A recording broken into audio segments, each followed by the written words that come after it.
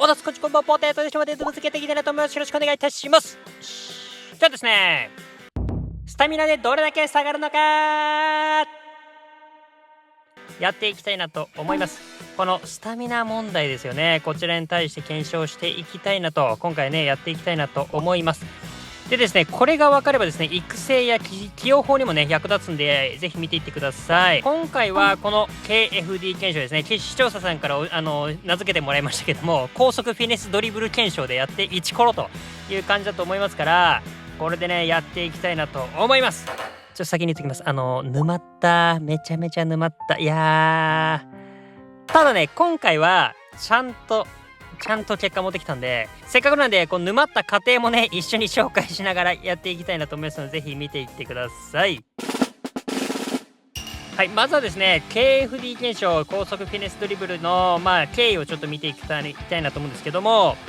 KFD ね、この前回の動画以前の動画見ていただければ分かるかなと思うんですけども、このねギリギリ高速フィネスがねできるような条件の状態でですねやってきました。これでどこでねこの高速フィネスができなくなるのかって見ていけばですね分かるはずだとよく見てたんですけど、一向にミスんないんですよ。一向にミスんない。厳密に言うとねたまーにミスるんだけど、なんかそれはね反応がしてないのかな。結局またできるんですよね。スタミナがゼロになってもできるんですよ。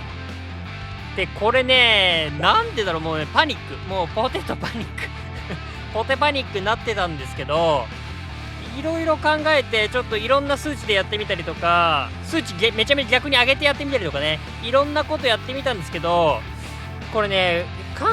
えうるになるんですけど、皆さん覚えてるかな、AGB 分析っていうのがあって、アウト回転気味バックスピンなんですけど、ある数値を超えるとアウト回転がかかるっていうね検証だったんだけど、これね結果から言うと今はねできないんですよ。これ公式がねこの仕様変えちゃって、今まではね試合中でも数値が変わればこのね AGB が出たんだけど、これがね試合開始時の数値が起因するっていうね仕様に変わっちゃったんですね。キックモーションが違うっていうあれでね変わっちゃったんですよ。でこれねもしかしたらなんだけど、多分ね KFD も同じっぽい。いやこれモメンタムとかどうなんだとかいろいろあるんだけど、要は開始時にこの数値を超えたら、もしくはこの数値を超えるスキルとかがついていればできるとか、そういうことなんじゃないかなと思うんですよね。っていうかそうとしか考えられないということで、失敗に終わったという感じですね。はい、ということでこっからが本番の検証方法になっていきます。 iPhone に動きを記録させてですね、1秒間60個までペナ内の測定をしていきます。スタミナと時間を計って減少値を見ていきたいなと思います。そうです、前回の動画こちらですね、このためにやってたんですね。実はねこれをやりたくてやっていたという感じになっていきます。ということでですね、使っていく選手はもちろんネイマール選手ですね。で101の時と99の時、ここですね比べて見ていけば分かるんじゃないかなと思います。で今回合計ね100本ぐらいやったかなと思うんで、多分ねそれなりに正確な検証ができてるんじゃないかなと思います。ということでいきましょう。まずはですねスタミナ 71% 以上のところですね。ここはねどっちも変わらないというような感じですかね。はい、というところで見ていただきました。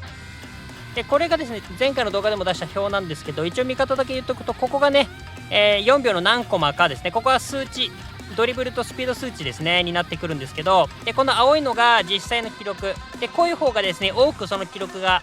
記録されてましたよっていうところになっていきますけども、で今回で言うと 71% 以上に関してはどっちも51コマが出ていたとするとですね、ここの数値になっていきますよって形になっていくんですけど、99に関しては1つでも下がるともう51コマが記録できないというような前回の検証結果だったので、そこを踏まえると今回は99も101に関してもですね下がってないんじゃないかなと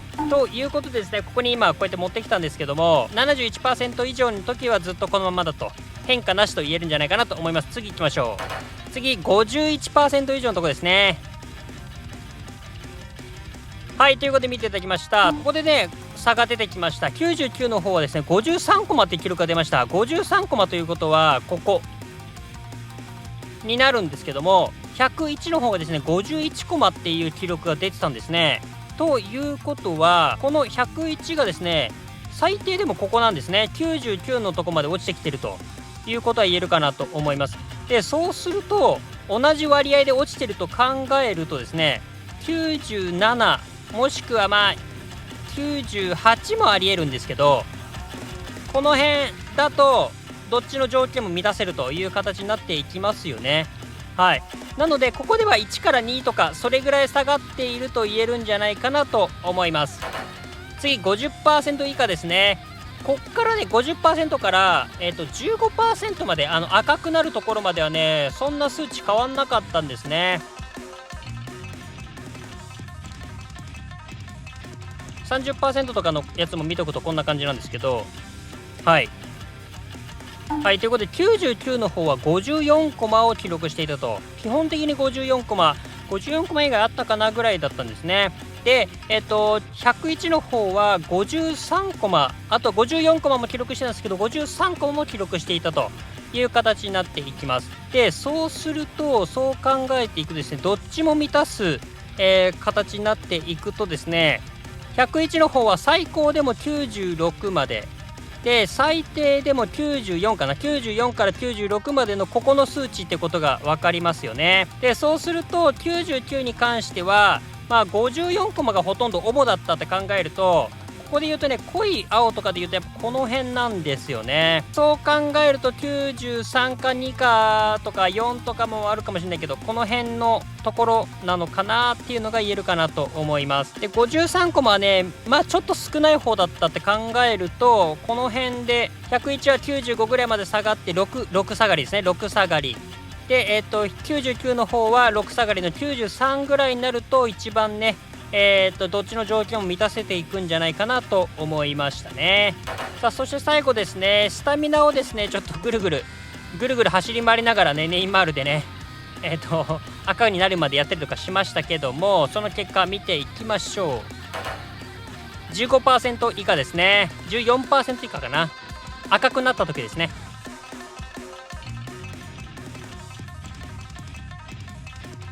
はい、ということで99の方はですね57コマ8コマを記録したんですね。なのでまさかのですねここ突き抜けちゃいまして、前回ねこれより下になると思ってなかったんでちょっとできなかったんですけど、やってないんですけど、なのでおそらく88とか87とかその辺の数値になってるのかなっていうところですかね。で101に関しては56コマ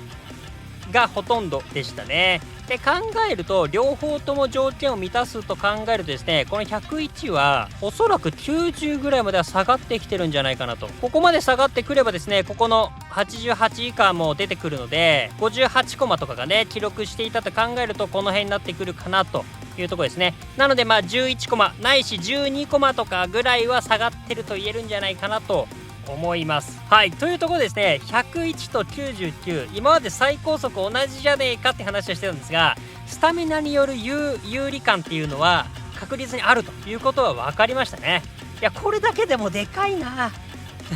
よかった、これだけでもよかった。本当に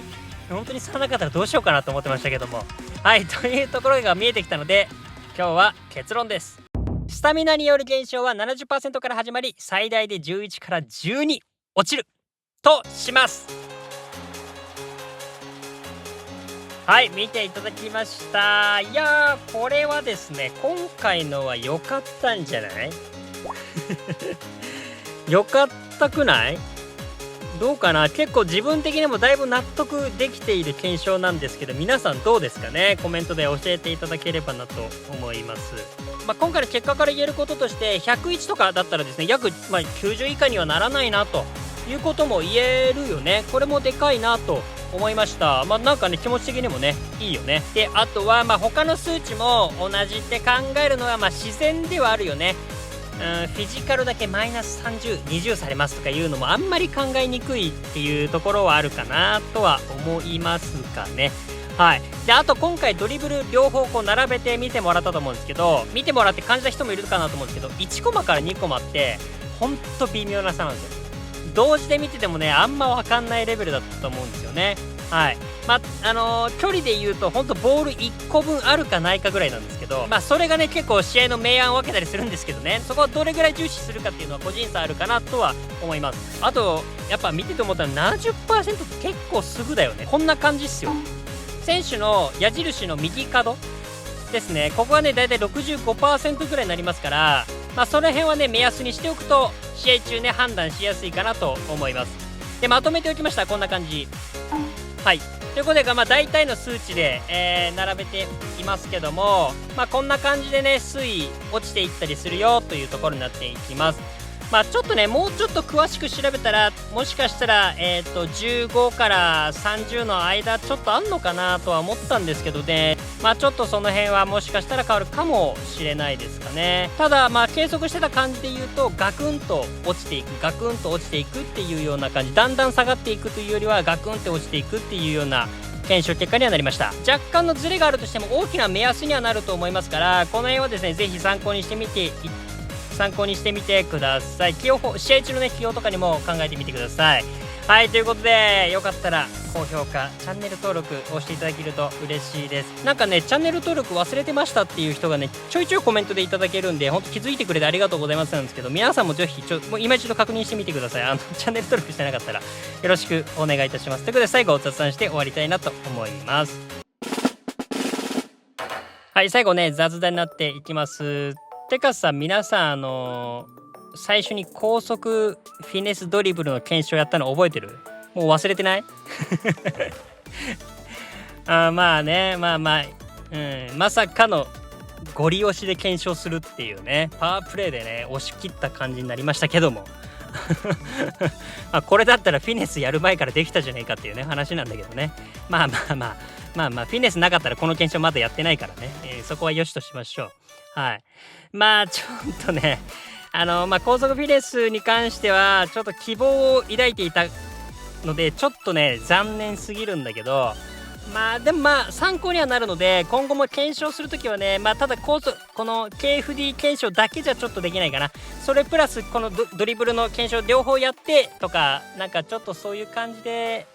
見ていくかな。スーパーサブとかねもうそんな感じで多分見ていくんじゃないかなと思いますね。っていう説明してたらなんかすげえ長い動画になっちゃったなんか前より長いかもしれないごめん本当にちょっと謎はある程度解明できたらできたからちょっと許してください